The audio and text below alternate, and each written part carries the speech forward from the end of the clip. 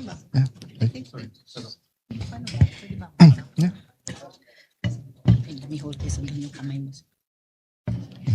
Okay, you got it? Okay. Okay. Oath of office. I state your full name, I, Alan Peter Shram Cayetano, having been elected to the position of Senate President, having been elected to the position of Senate President, do hereby solemnly swear do hereby solemnly swear that I will well and faithfully discharge, that I will well and faithfully discharge, to the best of my ability, to the best of my ability, the duties of my present position the duties of my present position, and of all others I may hereafter hold, and of all others I may hereafter hold, under the Republic of the Philippines. under the Republic of the Philippines, That I will support and defend the Constitution of the Philippines, that I will uphold and support, that I will support and defend the Constitution of the Philippines, that I will obey the laws, legal orders, and decrees that I will obey the laws, legal orders, and decrees promulgated by the duly constituted authorities, promulgated by the duly constituted authorities, and maintain true faith and allegiance and maintain true faith and allegiance to the Republic of the to Philippines, the Republic of the Philippines, and that I impose this obligation and that I impose this obligation upon myself voluntarily, upon myself voluntarily, without mental reservation or purpose of evasion. without mental reservation or purpose of evasion. So help me God. So help me God. All the best. God bless you.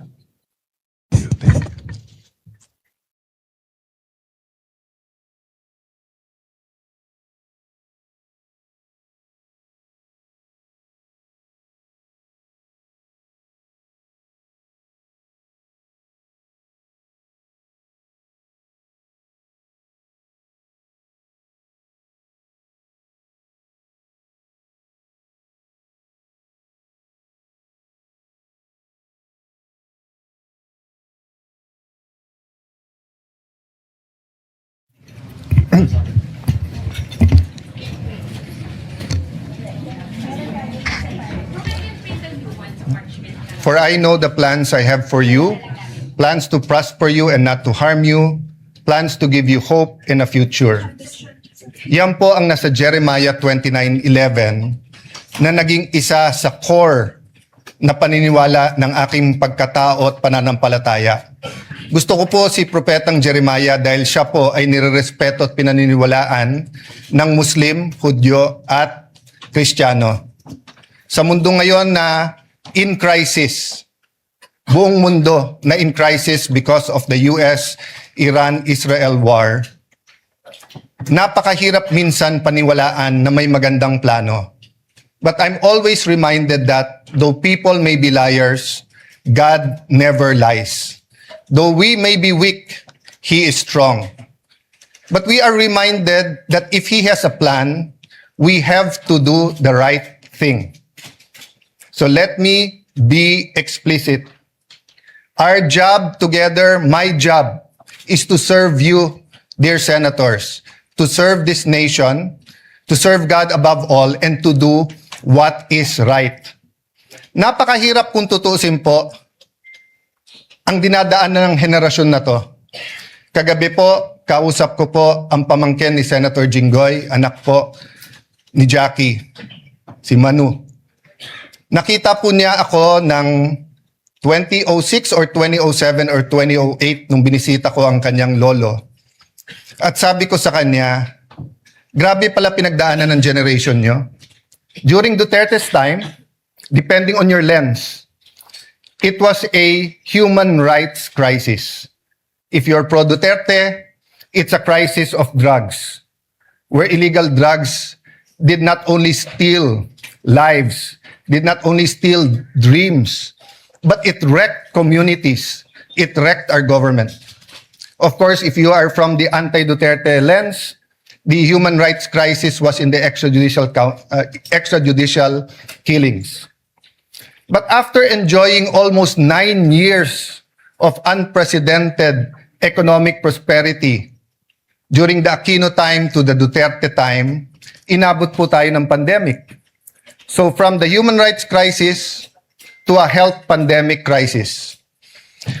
Nagli-lift pa lang ang COVID, nangyari na po ang Ukraine-Russia conflict. Sa mundo na mga kabataan na to ay naniniwalang hindi na posible ang World War III, ay suddenly may major conflict in the West. And then you fast forward, the crisis of the Philippines when it comes to corruption and flood control. The biggest corruption scandal in our country. Hindi pa ho tapos yan, nangyari yung Iran, US, Israel. And then, our young people have to face the prospect of a changing world through AI. And while we are worrying, leaders around the world in Canada, India, US, Australia are excited of AI. They said that it will bring in a new wave of millionaires, billionaires. It will bring in high quality jobs. Pero tayo po ba'y naghahanda na? We might not feel the crisis here in the session hall. But our people, may it be the Grab drivers, the tricycle drivers, jeepney drivers, yung maliliit na kalendriya, yung mga beneficiaries ng 4Ps, ramdam na nila. So nung kinamayan po ako ng former Senate President Zubiri, sabi niya, hindi siya naiinggit sa trabaho dahil mahirap po ito. But I take a step forward, my dear colleagues, and offer myself to serve you. Just as Senate President Soto said, that he is here to serve everyone, not only the majority, not only the minority. I am here to respect the President, the office of the President, the Vice President, the office of the Vice President, the House of Representatives, and each one of you. In every crisis, there are big winners and there are big losers. Unfortunately, it is the poorest of the poor who is always the losers. So I urge all of you, let's unite, let's discuss. Before us might be the impeachment, let it make it very clear. May mga lumabas sa news and hindi ko kayo sinisisi kung sinasabi nyo sa news na ang pagpalit ng leadership ay tungkol sa impeachment, hindi po. The impeachment is enshrined in the Constitution. The Bible says, the truth shall set us free. We want to be free from poverty. We want to be free from corruption. We want to be free from a government that is busy fighting its own people or the people fighting each other. Hindi to Facebook, hindi to social media na pwedeng bawat minuto may nagbabanatan. In real life, in the non-digital life, we have to be here for each other. It doesn't mean anything if we are say we're devout Muslims or we're devout Catholics or devout evangelicals if we cannot love each other. In the Senate, we might not like each other, but I think we can work each other and we can love each other. So let me make it clear, the impeachment will be much, much more than dismissing a complaint because of political affiliation. And it's also much, much more than convicting someone without evidence. Parehong hindi pwede yun. Kailangan guided tayo by the truth, guided by evidence. But the process is as important as the result. Hindi natin pwedeng sabihin, she or he will make a bad president. Or wala na tayong maasahan dyan sa presidente, wala na tayong maasahan sa vice president, impeach na lang natin. Hindi po. The Senate is also on trial. So, dear colleagues, as we ask God to guide us and help us, I'd like to thank all of you who supported me today. I will do my job. But I'd also like to reach out to all my colleagues here today. Ngayon lang naman po tayo na may divisions dahil mabigat ang politika.